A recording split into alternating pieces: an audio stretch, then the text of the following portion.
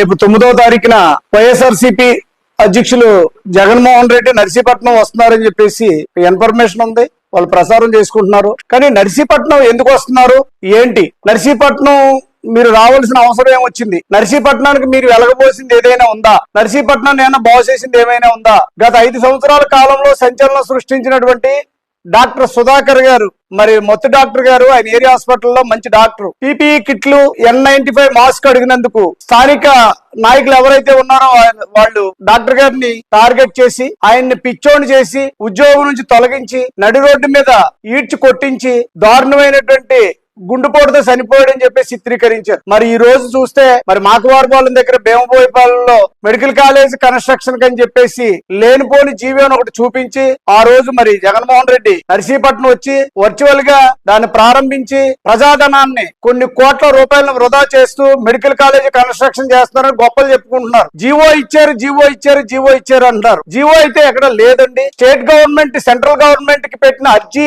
ఒక జీవో అని రిలీజ్ చేస్తూ అర్జీ పెట్టింది. జీవో లేకుండా అర్జీ పెట్టడానికి అవ్వదు. కేంద్ర ప్రభుత్వం నుంచి ఇప్పటి వరకు ఎన్ఎంసి నేషనల్ మెడికల్ కౌన్సిల్ నుంచి ఇప్పటి వరకు ఏ విధమైనటువంటి అనుమతులు రాలేదు ఆ కాలేజీకి. మరి అలాంటి కాలేజీని ఎలా నడిపించేద్దామని మరి అక్కడ చదివినటువంటి విద్యార్థులు ఎవరైతే ఉన్నారో మెడికల్ విద్యార్థులు వాళ్ళ జీవితాలు ఎందుకు నాశనం చేద్దాం అనుకుంటున్నారు? ఇంకా నర్సీపట్నంలో ఇంకా ఏం మిగిలిందని చెప్పేసి మీరు వచ్చేసి మళ్ళీ నర్సీపట్నం మీద రాజకీయం చేయాలనుకుంటున్నారా?